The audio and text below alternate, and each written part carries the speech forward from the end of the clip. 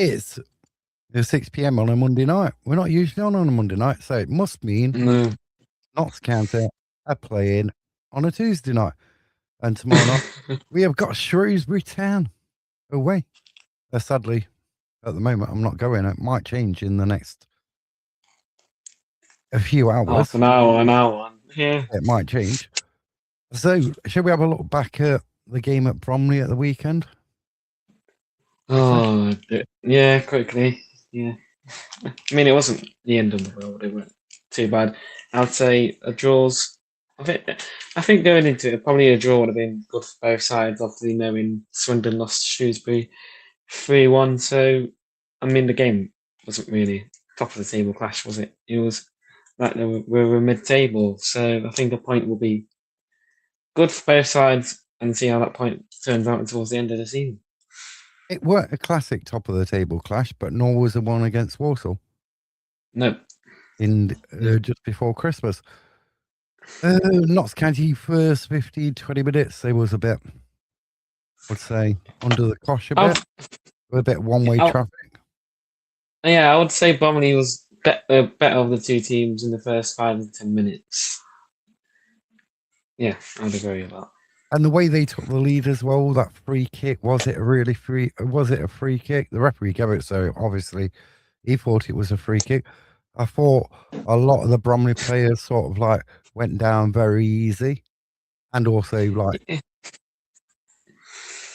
Yeah, I mean, I listened to this Bromley podcast. Paul came on and saying they were talking about it. It's like obviously they all thought it was a Michael cheat goal, but then obviously it was an own goal by Matty Dennis. But then I think Michael Cheek said in his interview after the game that it came off a little bit off his ear. So I think he was trying to get another goal on his tanny. But I mean, it's an interesting perspective if you listen to both managers after the game, both interviews. Both of them feel like they should have won it. The referee was against either side. You know what I mean? Yeah, I mean, having obviously listened to them both, it's like they're not against each other. There's like they kind of was agreeing on the same thing where both teams could have nicked it at different parts of the game, and also the referee obviously they wanted it more than others. So I don't know. And shall we have a look at the Notts goal?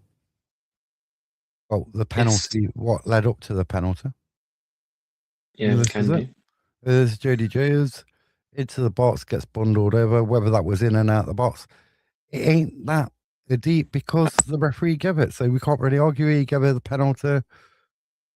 He was going into the box. He gets bundled over, and that makes it 1-1. I am sorry that my phone is kind of in your way. You weren't. You're not. You're not. I am. Oh, okay, you was. But the challenge started outside the area. Jody was going into the box. It continued into the box. There's no, I don't know. I watched the Sky TV bit. I've watched their footage. You can't really see it, can you? You can't really tell. It's odd. You know what I mean? That is odd. The Robinson, her first yellow card, Robbo's first yellow card. I don't think it was yellow. I don't think you can fall in that direction like that, fall in that way if there's no contact. Yeah. Do you know what I mean? Ever good evening. I can't see that. I don't know where you fall like that. You know what I mean? Yeah, it was like. I mean, obviously we can't argue about the second yellow because it was a yellow. So, well, was it a challenge you needed to make at that time? You know what I mean? Probably.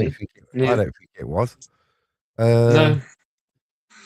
I didn't think he'd be on the pitch, still on the pitch at that time neither.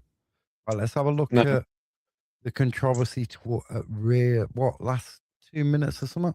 This one, the Michael Cheek, which all the fans, the Bromley fans, are going on about. If you take it, you would go back, yeah. See now, if there was VAR in League Two, you got Michael Cheek going in there. He pushes the dude down. As you clearly see, he shoves him to the ground. So that's a free kick. That one, he was on the way down. I can't say It that. was, yeah. That was a penalty. Some referees Some referees would have given it, yeah. But and then also also you you have could to, say Robbo's you could, McDonald's yeah, challenge to clear the ball out. Some referees might have given that yeah. And on another day. some referees may have give Robbo's penalty on another day. A point. It's just football. It's one of those things, isn't it? A point is a good point at the end of the day. Yeah, How much of a good point it is will be at the end of the season. yeah. Whether Notts finish in the automatics or in the playoffs. Let's have a look at tomorrow's night's fixtures. We've got a full fixture list apart from one game. That's the Grimsby game on Wednesday against. So we've got Warsaw? 11 out of the 12 playing. Yep. Let me just turn that off so we can see all the fixtures. So you've got Barnet against Swindon. Swindon lost to our tomorrow night's opponents. You got Barrow, Harrogate. You got Bromley, Cheltenham. You got Cambridge, Colchester, Chesterfield, Gillingham, Crewe, Fleetwood, MK Dons, Crawley, Oldham, Bristol Rovers, Salford, Newport County, Shrewsbury, Notts, and then Tranmere, Accrington. There's some tasty games in there tomorrow night. I think there's going to be a few upsets. Yeah, and I hope Cheltenham can obviously beat Bromley. Well, I did say that Saturday. I did say that to Aisleen's TV. You know what I mean? Yeah, it's like what can you do? It's like if you would have rather drawn against us and lose against Thingy, or yeah, who knows? So we're currently sitting fourth on 58 points. Shrewsbury Town are in 19th on 29. So we've got 29 points more over the season. How many more wins more we've got? We've got 17 wins compared So we've to got 10 more. Shrewsbury's 7. Yeah, so 10 more wins over them. They got one more draw than us, and They've got they have 16 losses. 16 losses. Yeah. But as we said earlier, it was like I watched the highlights from the Shrewsbury Town Swindon game, and I thought they should have scored a lot more goals in that game. A lot more goals. Especially when I think that chance where one of the person crossed it in and the crossbar, I believe. Yeah, they should have scored way more goals. I say the referee tomorrow night is this fella. William stats. Oh, and then William Davis.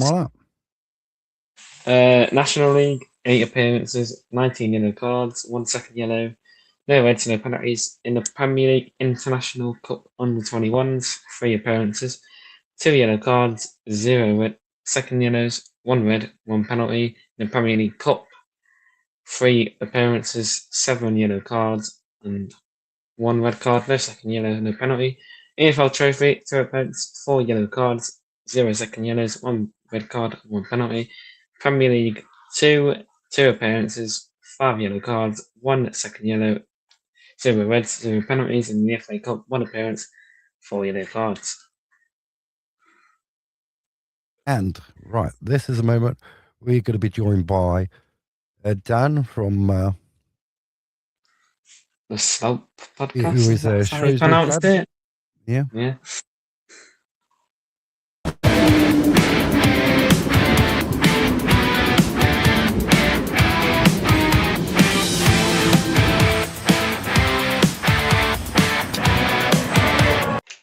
So we are joined by Shrewsbury Town fan Dan. How you doing, Dan? I'm good. How are you guys? Not bad. Are you looking forward to tomorrow night's game? Yeah, I'm not bad. I'm looking forward to it more now than I was 7 days ago. And I say that for 2 reasons. I thought we were very poor when we played at Meadow Lane back earlier in the season, but I also thought you guys looked like you had a bit of potential, and you've built on that since that 4-1 defeat. But also we've had a good week. We've got a lot of Tuesday, Saturday football to be played, and we've had 2 wins in the last 5 or 6 days. So that definitely it's been needed, and it's been a pick me up for all the fans who've suffered a long, troubling winter, really. So yeah, looking forward to Tuesday. We know we've got a tough task because you're a good side, but at the same time, we're in a better place now than we were just 7 days ago. And that 3-1 scoreline didn't flatter you, should I say, because you should have scored more in that game. Your number 19, who scored the first goal, he missed. I don't know how that went over the bar. Yeah, he should have scored, shouldn't they? And of course, they went straight down the other end and equalised when that happened. I think we met Swindon at the right time. They played on the Wednesday before. They had a few people out injured, like Junior Hoylett didn't play, and the big former Wickham centre half didn't play. But, and this is the bit that I guess surprised a lot of Town fans, we actually put a performance together and looked like we might score a few goals. And Ewan Morgan, the guy you're referring to, he's on loan from Brentford. He's a young lad, and he's come in to a dressing room that's struggling and has made a real difference.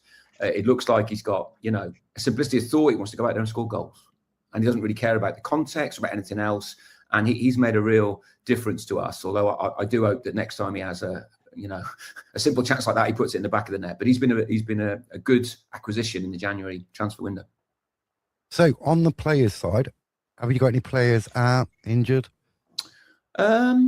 We do, and there's a bit of a story there because we bought John Marquis 18 months ago, who's got 110, 120 league goals to his name through his career, and we bought Sam Clucas in the summer. So he used to play for Hull and Stoke in the Premier League, and neither of them have really performed, if I'm being brutally honest. And in Clucas's case, I felt a bit sorry for him because he's a centre midfielder, and we decided to play a 38-year-old as wing back and work that one out. Because the one thing he's not going to do is jet up and down the wing. Now, both of them are injured. I do hear that Clucas might actually be on the fringes of coming back, but it's helped us because we've had to inject a bit of youth. We've had to play a little bit differently. And I think, much as you don't want to see players getting injured, that it really has helped us to bring in people like Morgan, the guy we were talking about before, who he might have started, but he wouldn't have been playing centre forward. He'd been playing out on the left, and yet he is clearly a finisher. So the two people we got out injured are arguably two people who were not performing, and it might help us that they're unlikely to be there on Tuesday night. I mean, we don't know whether Jatta's going to play, and that's a big miss for us. I think we missed him on Saturday against League. Right. Robbo got sent off against Bromley. We saw that. Yeah. What happened there? What did he do? Well, for the first one, it was supposed to be simulation, but looking back on the replay, you can't tell whether the way he goes down, it's not the way a person would dive or a simulator. They didn't look like it. No, you can't tell. His second one, 100%.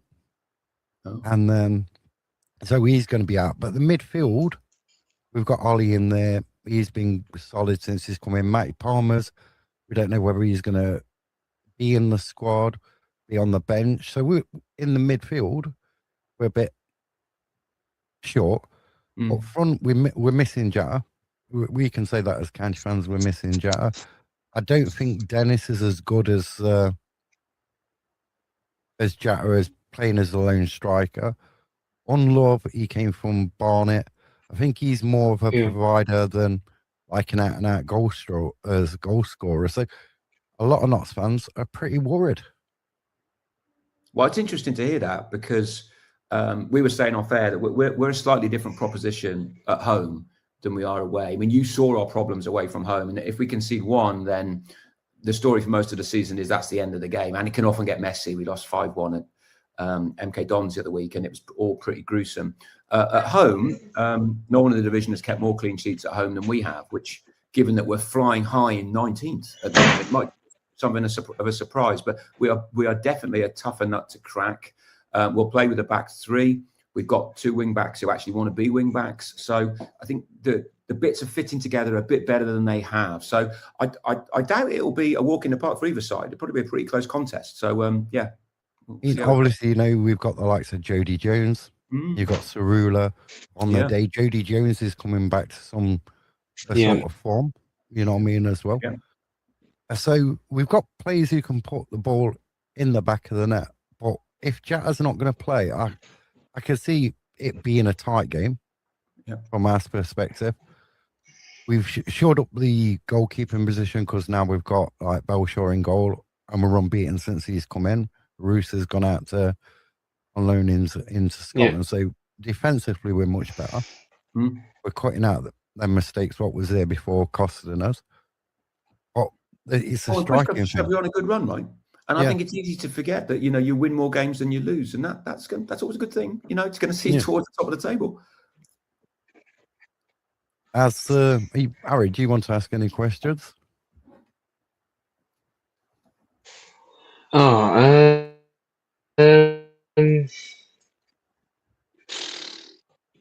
mean, I'll get there eventually. What questions now? Well, I was going to ask you guys. I forgot. Well, how have you been getting on against the teams towards the bottom of the table? Because what I asked that question because for us, they're always the big pressure games, and you know that you've been in other seasons. Notts have been in relegation dogfights too. You know what it's like. But for us, that they've been obviously the games we really need to win, and we've done reasonably well in those. But we had most of them at home. What also I found is when we play the better sides, one or two things happens, and that's either it falls apart and we get into real trouble real quickly, or actually it's a free hit. And we can batten down the hatches. And at Cambridge, we lost 1-0 to a 91st minute penalty 2 weeks ago. And I didn't think there was much between the teams. So I'm not sure which Shrewsbury will turn up when Notts County are in town, but it's generally one of those two things. But how have you been getting on against the Newports and the Harrogates and the Crawleys? Have they been teams you've been beating? Well, we played Newport earlier in the season, opening day of the season. That was a 1-1 draw. Harrogate, we got a very dubious penalty to rescue a point. So I'd say it's a bit similar. You don't know which one you're going to get. Yeah, I do think we're better away from home than we are at home. In the tense, different pressure when you play at home. Yeah, different pressure completely. And sometimes it's good for it's good for you, and we're benefiting from that. But I think when you're flying high, people expect you to demolish teams at home, no matter who they are, really. Whereas away from home, you just play what's in front of you, right? And you back yourself to your ability and the fact you can put the ball in the net to see you through. So I don't find that too surprising. Well, you're bringing quite a few fans, I believe, as well. We're expecting sort of 1,200 or so, which is good for a Tuesday night as well. And Shrewsbury is not one of the easiest spots of the world to get to. You can't get back on the train. Yeah, east-west journey is always a nightmare, aren't they? We know that. Yeah. So you can't get back the same day unless you leave, I think, like the grand, probably about half time or something. You could get back. There's no point going all that way if you're traveling by a train. Yeah. I think the interesting thing just after half time. If you playing them sides around you, is it easier to get up for them games than the ones where some people have got something to fight for? Because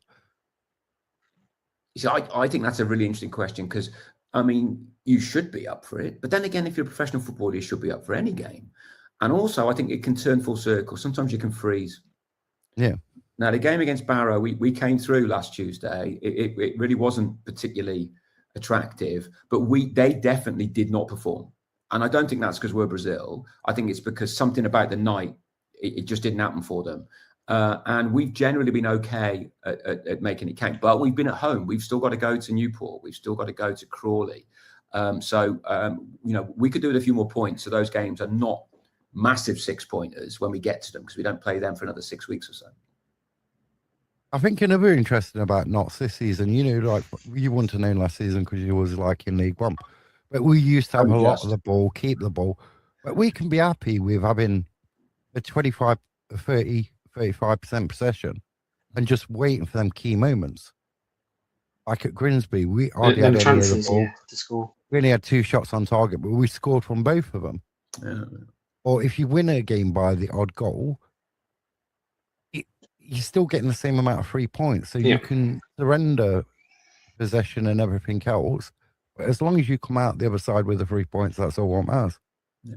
Have you got that, and the question I would ask, and we did exactly the same, is have you got the ability to attack with pace when you do have the ball?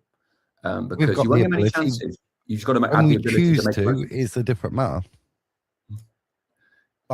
Like in seasons before, we'd have a corner kick and it'd go from the corner kick right back to the goalkeeper. Yeah. That don't happen so much now. But we have got pace. We will play a long ball, like Jody Jones' penalty against Bromley. That came from a ball from Platt over the top for Jody Jones to run on. So, as some people say, it was outside the box, inside the box. But if the referee gives it, that's all what counts. Absolutely. We've grown up with referees making good and bad decisions. Players make good and bad decisions. Part of it. Some run for you, some don't. So, we're going to ask you this question. Mm-hmm. VAR in League Two or not? No. No, Yeah, I totally agree. Yeah, we just don't need it. I mean, if we're talking about offsides, then there's a discussion to be had there, because of course that's a decision of fact. But how many times have you seen a decision? Well, I bet you there'll be a decision on Tuesday night where a Notts fan will see it differently to a Shrewsbury fan, simply because we can't help but wear our own sort of glasses on this when we're watching it, and that's part of the game. There is no right and wrong decision. It's a referee's judgment call. VAR can't adjudicate over that. And a lot of the nonsense you see in the Premier League is about interpretation. And I would say embrace it. You're not going to have, or put it another way, you could set the rules of football so everything was factual, but it wouldn't be a football that any of us would want to watch. It'd be a completely different game. I do totally agree with you with the fans. I always try and be subjective. Absolutely. Where if I see a decision and you've got to take your art out of it, take your badge away from it and say, well, is this a penalty? Was it a penalty or not? But what you get is no fans can agree. Because if you benefit from that penalty, you're going to say, oh, it's 100% a penalty. Or it can be given. If it's not. Yeah. Because it's one of them. So that's what we love about football. It's subjective. It makes me laugh as well, because there's a supporter who sits to the left of me, who I don't really know, but they're a season ticket holder like I am, so you see them. And the amount of times I've heard them say, all the refs hate Shrewsbury Town. And I feel like going over and saying, why would they do that? They don't know anything about Shrewsbury. No one ever knows anything about it. Why would referees hate? And of course, for them, this is a perfectly reasonable thing to say, but I just think they're nuts. Yeah. And but you do have one or two you will have a referee, and we have one. Every club has one where you play him, he gives you nothing. Drysdale. Yeah, exactly. Is that he never gives anything, I think, but part of it, right? Yeah, part of it. But it's that subjective figure. So what do you think the score's going to be? Well, the good news is I'm rubbish at this. The more football I watch, the less good I am at predicting outcomes. We don't concede many goals at home, as I said before. So we've got this really odd record of having the most clean sheets of anybody. So it wouldn't surprise me if it's 0-0. And you know what? A lot of the Town fans would take it. If we were offered 7 points from this week's fixtures, we would have snapped everybody's hand off. Now, I don't think Gav Cowan will play for 0-0, but I don't think he's going to go buccaneering from the start. So I think we'll get more adventurous in the last half hour of the game if it's still 0-0. So my instinct says that that's the way to go. I don't ever remember in my 46 years of following Shrewsbury Town us getting 9 points in a week. It would be truly a once in a lifetime thing, if only because you don't often have 3 home games in a week. But I don't remember. So again, my instinct says that probably won't happen this time either. So if I was going to go if I had to predict, I'd say 0-0. Or I think teams that go up skank away wins on a Tuesday night at places that look difficult or look problematic. So I might go 1-0 Notts. But that's largely because I'm in my world that existed before last week, where I see negative outcomes. But so 0-0. But if there's going to be an either way, I think you'll get a goal from somewhere. You need my score prediction right out. Sorry. I'm going to go for a 1-0. And not a pretty game, probably a bit tough. Our pitch is not great, guys. Just so you know, our pitch is getting worse. Played a lot of football on it. So I'm just that sort of thing. I'm looking at probably a 1-0, and probably Jody Jones or Cerula to get the goal. You know what I mean? Probably I can't come on that. Deflection. Goals come from or it might go off somebody's shin or off their backside or something. But that happens, and sides that go up need those 1-0s. We all know that, because that's how you get your advantage on your Swindons, who of course didn't get anything at our place on Saturday. Yeah, Harry, what do you think the score's going to be? I think it'll be. I mean, we need to balance back on last Saturday's draw, so I'm going to go 2-1 Notts. Interesting. I just think there'll be an odd goal, one goal in it. I can't I see definitely it don't think being a it'll be nice pretty. scoring game. I think it, and the pitch is a bit. I mean, it ain't Grimsby. Let's be clear, it ain't that bad. But it's not the pristine surface that these players are now used to. You know, obviously, you know, we're a little bit older. We remember the old pitches, but they don't exist anymore, except at Grimsby. So I think that might be a little bit of a challenge. It'll be a bit wobbly. And the other thing, what's going off with the Shrewsbury takeover? Gosh, now there. Where do we begin? Well, our chairman's been chairman for 30 years now. I think he's the longest standing chairman in English football. And for 27 of those years, he was nothing but good. We got a new ground out of it. Admittedly, it's not Wembley, but I think it's all right compared to some that I've seen. He rebuilt us when we were in non-league and took us to League One. And, you know, these are all really positive developments. For the last 3 years, he's made it pretty clear he wants to sell, but I'm not sure I completely believe him, because by the sound of it, more or less every offer that comes in, there's something wrong with it. And the club has said there's been 20, 30 different parties that at various times have shown an interest. And it's got to the point where many of the fans think that actually maybe it's the chairman doesn't quite want to sell. He sort of says he does, but he can't bear to, you know, he's 82 now. He can't bear to see what he would see as his life's work move on. Now, I don't know if that's true, but as things stand, we're not in exclusivity talks with anybody. Apparently, there are folks that are interested somewhere, but nobody knows who they are. So we're not expecting anything on that front in the short term. And quite frankly, I'll only believe anything when I actually see it in black and white, because we've had far too many false dawns on this one. I think earlier in the season, when I was listening to one of your fans, I might have been from the same podcast group. Yeah. There was talking about some American interest back then. Yeah, there's been a number of discussions about foreign investors from the US. There was even talks about Saudi investors, like on earth the Saudi investors want investing in Shrewsbury Town. But that's both have not happened. There are still other sort of takeovers sort of bumbling along, but we just don't know if this is made up or if this is genuine. And the club, quite frankly, have been abysmal, I think, at talking to the fan base about what is actually happening. And you know what it's like when they don't tell you anything, then rumours just keep going around. People make stuff up, quite frankly. And we have that with injuries and stuff like that, and players Mm-hmm. outside the squad, and it just goes and goes. And then there's this narrative, oh, well, this player must be lazy because, you know what I mean? Yeah, totally. So the takeover is one that we would love to talk about, but there's just no point because we don't know anything, and the club are not telling us anything. And I'll give you an example. Our chairman, Roland Wycherley, who, as I said, the first 27 years, nothing but respect for what he achieved. But he gave an interview with the Daily Mail, quite a long interview. And he said he only gave the interview with the journalists because they were the same star sign, and therefore their interests would align. Yes. But this is one of those we don't really know. I mean, clearly, when you get into your 80s, you have to think about such things. It's not outrageous to think that you might move on. But the club is very poor, I think, at communicating what its plans are. Now, I don't expect them to say, as and when Roland Wycherley dies, we're going to do this. No, I don't expect that. Yeah. But over the course of time, communication's just not been good enough. So we live in a sort of sense of like suspended animation. We just don't know what the next steps are. And I think ultimately the sacking of Appleton and bringing in Gav Cowan has got a lot to do with money. Appleton will have been on more money for sure. Gav Cowan's never managed a football league club before. He's a former player, and he's ironically lived in Shrewsbury and lives in Shrewsbury, even though he managed Brackley, which of course is North Ants. So he has a connection to the club that others don't. But let's cut to the chase. He'll be cheap, and that's one of the reasons I think he's been appointed. I mean, I don't think you're going to end up in a Morecambe situation where an owner won't sell.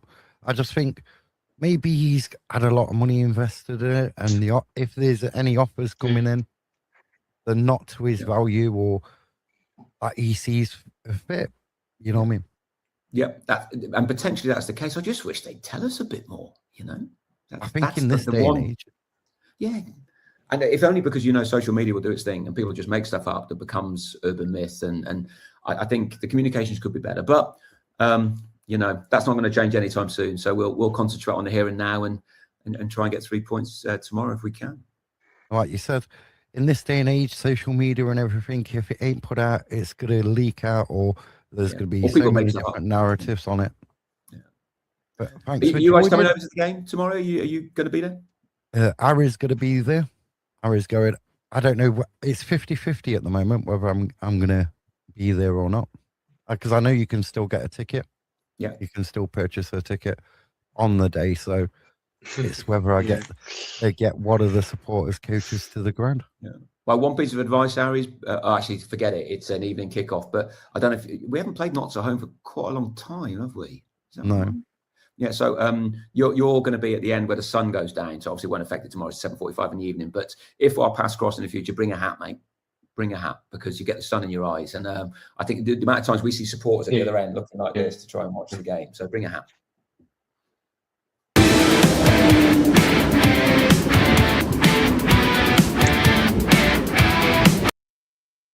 So thank you for Dan for joining us. We had to record that earlier because he had other things to do this evening. So, are you still thinking it's going to be 2 1 hour? Yes. Yeah, Yes, I still I am. think Yeah. it's. I'm still confident. Even though we didn't play too well on Saturday, it's a new game, it's a new challenge, and I'm confident. I still think it's just going to be like maybe a bit of a cagey game. The chances, maybe Belshaw will make some cracking saves. Their goalkeeper will make some cracking saves as well. And I think we might just nick, as he says, the pitch isn't in that good of a condition, but not as bad as Grimsby's. I could just think it's a bobble, loops up or something into the back of the net, miss it shot. Let's go through the score predictions for tomorrow night. So first game, we've got Barnet against Swindon. You know what? I'm going to go Swindon to bounce back with a win, 2-0. Yeah, I think Swindon will win this one. Same, I'm going to go 2-0 as well. And then we've got Barrow Harrogate. This is a battle of the bottom. I'm going to go Barrow. They impressed me when Notts played us, when we played them. But then they disappointed me against Shrewsbury. It was like a totally different side. But I expect them to get a win. 2-1. I'm going to go with Harrogate to win this one by 1-0. Bromley against Cheltenham. I did say this to Ainsley's TV on Saturday. If we didn't beat them, Cheltenham Town would go beat them, and I'm going for that on that narrative. I'm going to go Bromley 1 and Cheltenham Town 2. I mean, I'm going to have to say the same thing because that's what I was thinking as well. Bromley 1, Cheltenham 2. Cambridge Colchester, I'm going for a 1-1 draw. I think there's going to be Tuesday nights in the season. You'll get some strange results when teams towards the bottom are playing the teams near the top. I've got 1-1 for the Cambridge Colchester. I'm going to go 2-1 Colchester. Then we've got Chesterfield Gillingham. I think this is going to be a 1-1 draw. I'm going to say 0-0. Crewe Fleetwood. I'm going to go 2-1 to Fleetwood. Yep, same 2-1 to Fleetwood as well. MK Dons Crawley Town. Earlier in the season, I'm sure they played early in the season on a Tuesday night as well. I'm sure They that was a 1-1. draw. Was it 1-1? 1-1? I'm going for another draw. 2-2. I think MK Dons will win this one by 3 goals to 1. 3-1. Oldham Athletic Bristol Rovers. I'm going to go Oldham 2-0. Yeah, I'm going to go Oldham 2-1. Then Salford Newport. I'm going to go 0-0. I'm going to go 1-0 Newport. Shrewsbury Notts County. I said 1-0 Notts County on that one. Yeah, 2-1 Notts County on that one as well. And then Tranmere Accrington Stanley. Who are they? I'm not falling for it. Exactly. You're not falling for it. Exactly. You did in the end. Exactly. I know. I was thinking about it. I would say it anyway. You know what? A Tranmere to win 3-1. I'm going to go 2-1 Accrington Stanley.